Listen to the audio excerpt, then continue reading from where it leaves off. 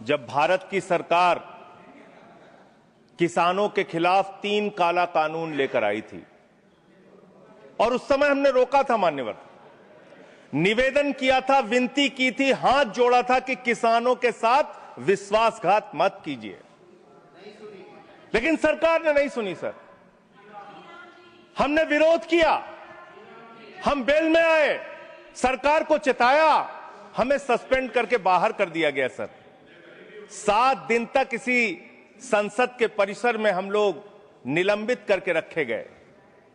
सरकार ने हमारी बात नहीं सुनी। 1.5 साल तक किसानों ने सड़क पे धरना दिया और 750 किसानों ने अपनी शहादत दी। संजय जी, उसके बाद बिल पर बोलिए। वो उसी पे बोल रहे हैं सर, इसी पे बोल रहे हैं, इसी पे बोल रहे हैं। इस देश का किसान, बोलिए, इस देश का मजदूर, इस देश का अन्नदाता। सर, आपका चेहरा आ रहा है, मेरा भाषण मेरा चल रहा है, चेहरा आपका आ रहा है। आपका इस देश का किसान, आपका आ रहा है, आपका आता है। इस देश का मजदूर, इस देश के करोड़ों लोग सड़कों पर उतरे, उनको खालिस्तानी कहा गया, पाकिस्तानी कहा गया, गोलियां चलाई गई, लाठियां चलाई गई, बड़े बड़े कील गाड़ दिए गए सड़कों पे। और 1.5 साल के बाद प्रधानमंत्री जी एक दिन प्रकट होते हैं, कहते हैं मेरी तपस्या में कमी हो गई, हम कानून वापस ले रहे हैं। आज मैं आपसे कहना चाहता हूं, मान्यवर, यह ऐतिहासिक भूल आप करने जा रहे हैं, ये गुनाह और पाप आप दोबारा करने जा रहे हैं। और इस काले कानून को पास करने के बाद इस देश का मजदूर सड़कों पे उतरेगा, इस देश का किसान सड़कों पे उतरेगा, इस देश का आम आदमी सड़कों पे उतरेगा, जिसके पेट और पीठ दोनों पे आप छुरा मारने का काम कर रहे हैं। यह मैं कहना चाहता हूं,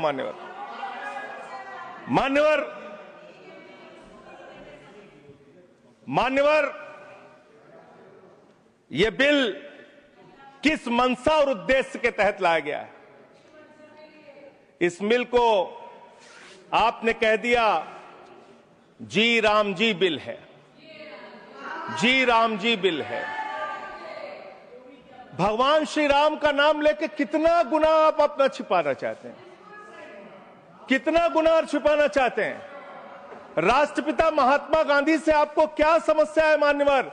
अरे वो राष्ट्रपिता महात्मा गांधी इतने महान है, इतने महान है, इतने महान है कि दुनिया के 80 देशों में उनकी प्रतिमा लगी हुई है, मान्यवर, 80 देशों में। और जब G20 का सम्मेलन हुआ, दुनिया के तमाम राष्ट्राध्यक्ष आए, दुनिया के तमाम प्रधानमंत्री और राष्ट्रपति आए, तो भारत के प्रधानमंत्री को मजबूर होकर उसी राजघाट पर महात्मा गांधी के सामने सर झुकाना पड़ा। वो गोलवरकर की समाधि पे नहीं गए, गांधी की समाधि पे गए। वो गोडसे की समाधि पे नहीं गए, गांधी की समाधि पे गए। मान्यवर, राष्ट्रपिता महात्मा गांधी जो राम राज्य की कल्पना करते थे, राष्ट्रपिता महात्मा गांधी जो रघुपति राघव राजा राम का पाठ करते थे, राष्ट्रपिता महात्मा गांधी जो भगवान श्री राम के सच्चे भक्त थे। और याद रखिएगा मान्यवर, इस सरकार को आपके माध्यम से कहना चाहता हूं, भगवान को अपने भक्त से बहुत प्यार होता है। आज भगवान श्री राम आपको श्राप दे रहे होंगे कि तुम हमारे भक्त को अपमानित कर रहे हो, तुम अपने भक्त को, तुम हमारे भक्त को अपमानित कर रहे हो। भगवान श्री राम आपको जरूर श्राप दे रहे होंगे। मान्यवर, मैं शिवराज सिंह जी चौहान कृषि मंत्री जी को अटल जी के एक घटना से याद दिलाना चाहता हूं, राम के नाम का महत्व। एक उनके प्रतिद्वंदी ने बयान दिया, मान्यवर, राजनीतिक प्रतिद्वंदी ने। उस प्रतिद्वंदी ने कहा, अगर अटल जी को पूजा करनी है तो मेरी पूजा क्यों नहीं करते? मेरे नाम में भी राम लिखा हुआ है।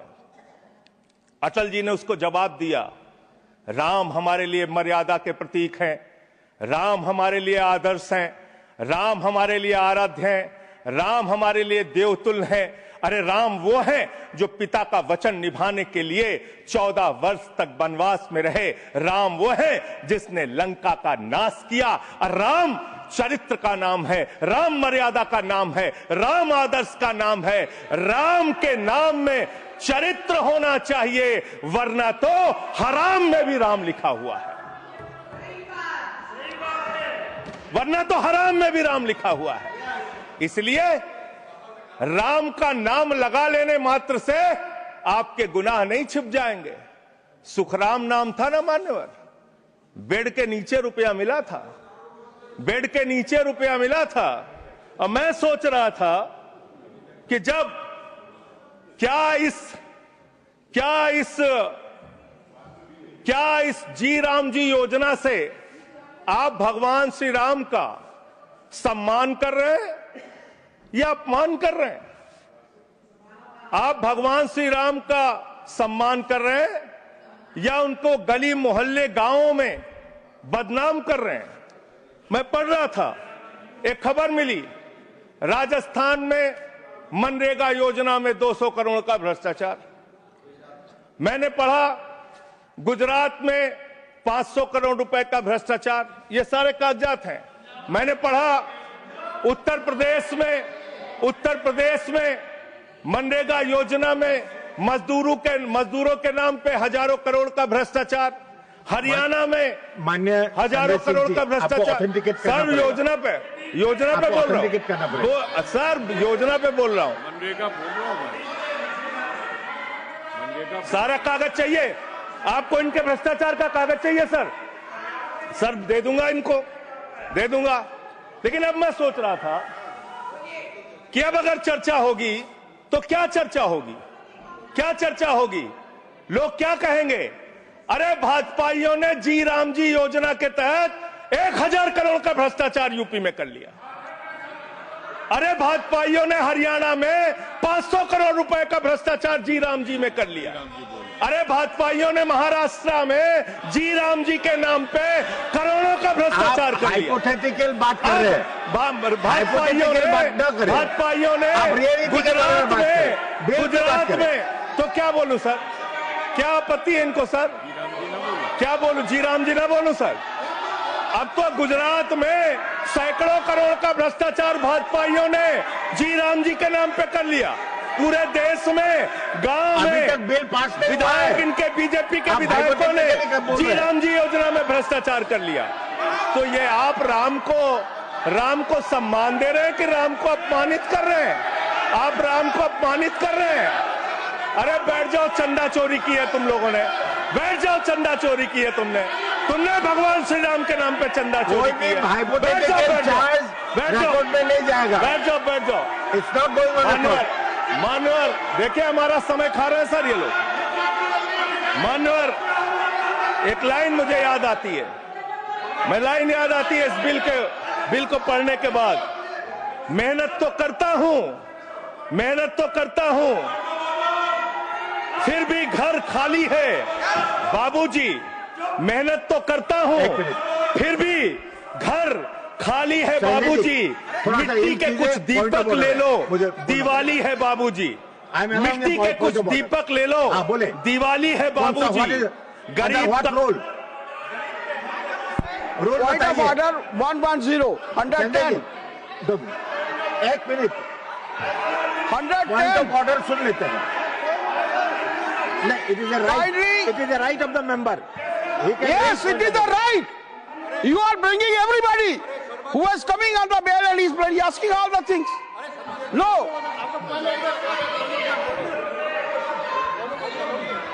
आप अंडर व्हाट रूल? अगर बिल के साथ या बिल से रिलेटेड नहीं है वो रिकॉर्ड में नहीं जाएगा।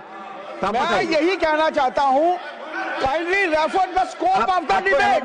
He is crossing, Honorable Vice Chairman Sahab, he is crossing all the limits. There is no mention, either he should speak against the bill or in favor of the bill. मान्यवर बैठिए, either he should speak in favor of the bill or he should speak against the bill. He is not speaking against the bill, he is speaking against the Ram. What? How you can expect every that will agree to it? Role बताइए, role.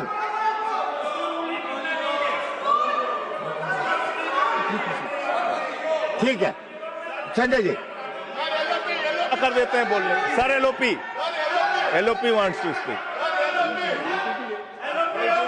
जब आपने उनको allow किया LOP को करिए। आपका समय कम है, उनको अलाउ, आपका समय से जाएगा, है आपका समय जो से सर उनका हमारे में से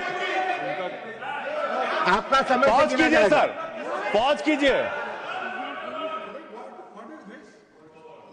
You asked me to stand. अभी नहीं, पॉइंट ऑफ ऑर्डर मैंने सुन लिया है, देखिए, मैंने सुन लिया। नो हाँ, वो देखिए, जो हाइपोथेटिकल बात है वो रिकॉर्ड में नहीं जाएगा, मैंने ऑलरेडी रूलिंग दे चुका है। बताइए, डिप्टी चेयरमैन साहब, आप बड़े सीनियर लीडर है और आप ये सब प्रोसीजर तो आपको मालूम है, फिर बताने की जरूरत नहीं है। लेकिन मैं आपसे विनती करता हूं कि जब वो खामोशी से बात कर रहे हैं और क्या मार रहे हैं क्या? देखिए, वो खामोशी से बात कर रहे हैं, सुनिए।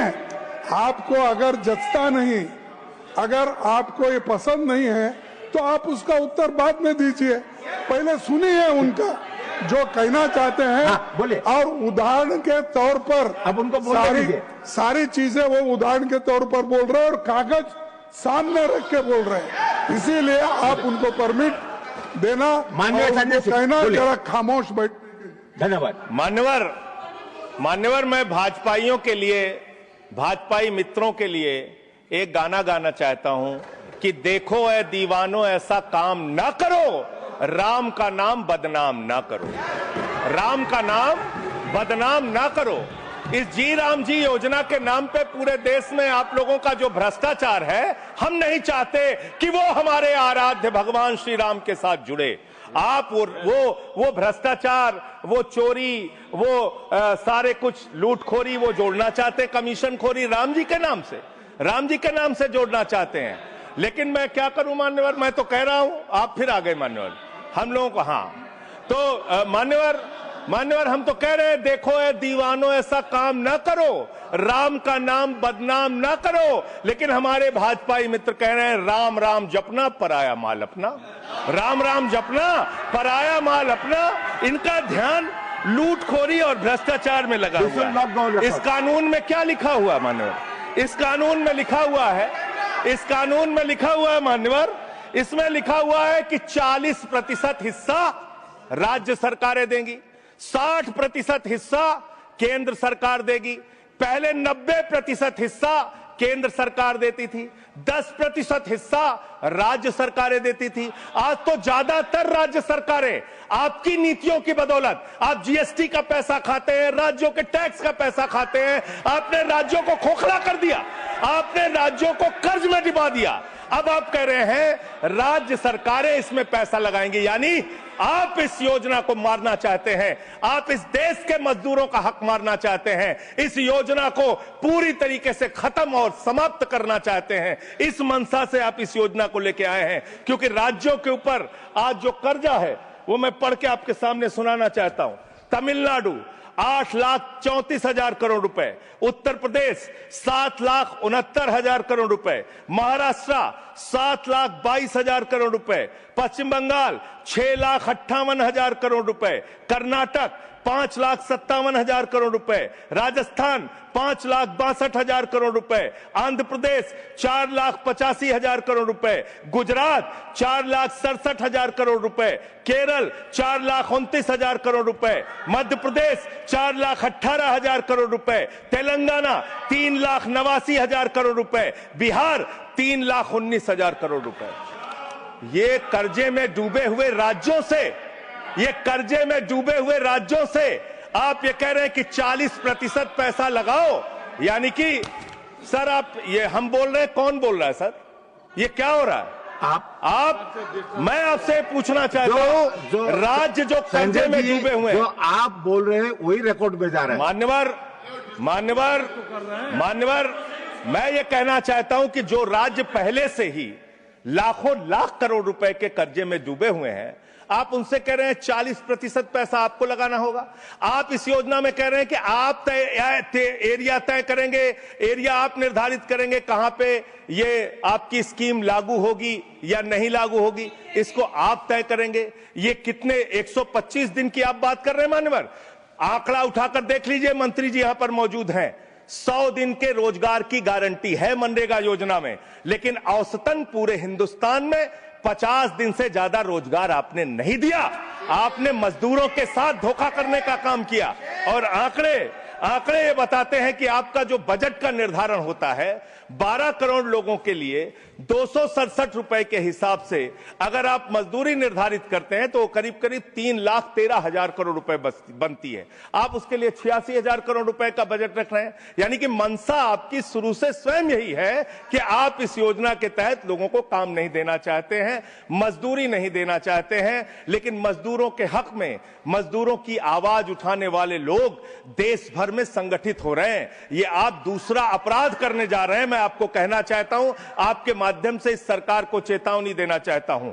कौन सी हक की लड़ाई लड़ रहे हैं महराज मलिक, जो हमारा विधायक है जम्मू कश्मीर का? वो जमीन के हक की लड़ाई लड़ रहा था, मजदूर के हक की लड़ाई लड़ रहा था। आपने उसको पीएसए का कानून लगा के जेल में डाल दिया। कौन से हक की लड़ाई लड़ रहे थे सोनम वांगचुक? मजदूर के हक की लड़ाई लड़ रहे थे, किसान के हक की लड़ाई लड़ रहे थे, आम आदमी के हक की लड़ाई लड़ रहे थे, लद्दाख के लोगों के हक की लड़ाई लड़ रहे थे। उस सोनम वांगचुक को, जो एक पढ़े लिखे प्रतिष्ठित व्यक्ति हैं, उनको आपने पकड़कर जेल में डालने का काम किया। आप पूरे देश में जबरदस्ती मामला है जी, तो ये रिकॉर्ड में नहीं जाएगा। क्यों नहीं जाएगा सर? क्यों नहीं जाएगा सर? मजदूर के लिए लड़ने वाले क्यों नहीं जाएगा? मैटर जो सर है क्यों नहीं जाएंगे? वो रिकॉर्ड में नहीं जाएगा। आगे बोले सर, आगे बोले सर। मैं इस अवसर पर पंडित राम नरेश त्रिपाठी, जो हमारे सुल्तानपुर के हैं, उनकी एक कविता पढ़ना चाहूंगा।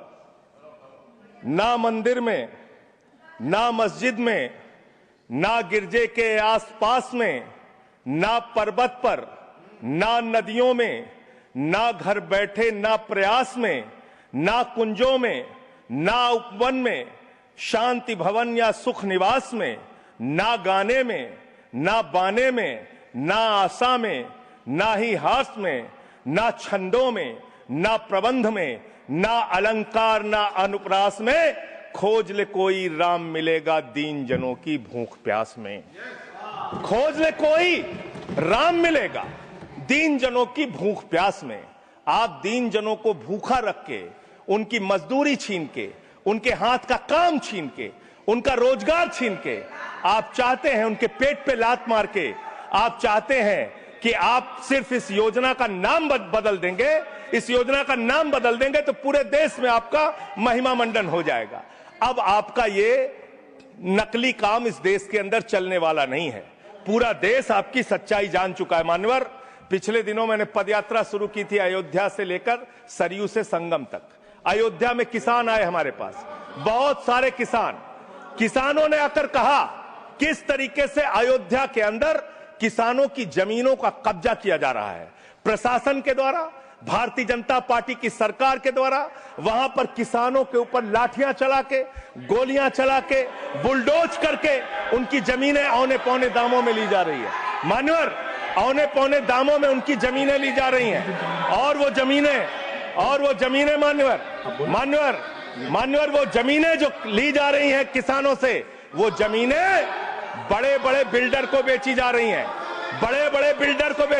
हैं, किसानों से 5 लाख रुपए बिस्वा जमीन ली गई अयोध्या में। अरे सुनो ध्यान से, किसानों से 5 लाख रुपए बिस्वा अयोध्या में जमीन ली गई और लोढ़ा ब्रदर्स ने उसी जमीन को प्लाटिंग करके 1 करोड़ 80 लाख रुपए में बेचा। आप धंधा कर रहे हैं, प्रभु श्री राम के नाम पे आप धंधा कर रहे हैं, अयोध्या के लोगों को लूटने का काम कर रहे हैं, अयोध्या के किसानों को लूटने का काम कर रहे हैं। इसीलिए अयोध्या के लोगों ने आपको हराया, इसीलिए अयोध्या के लोगों ने आपको हराया। और यही आपका चरित्र रहेगा तो पूरे देश में जनता आपको जवाब देगी, जनता आपको हराने का काम करेगी। ये मजदूरों का हक मारने का काम जो आप कर रहे हैं, इसको बंद कीजिए। मानवर, मैं अंतिम बात कहना चाहता हूं,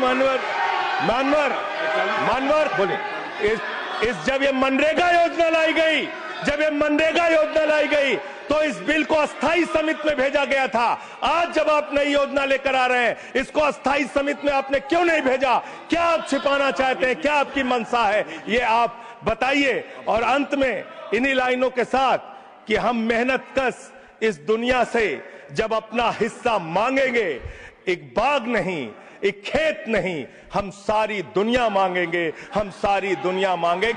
इस देश का मजदूर आपके खिलाफ खड़ा होगा, अपनी आवाज को बुलंद करेगा। इंकलाब जिंदाबाद, वंदे मातरम, जय श्री राम, जय श्री राम। धन्यवाद।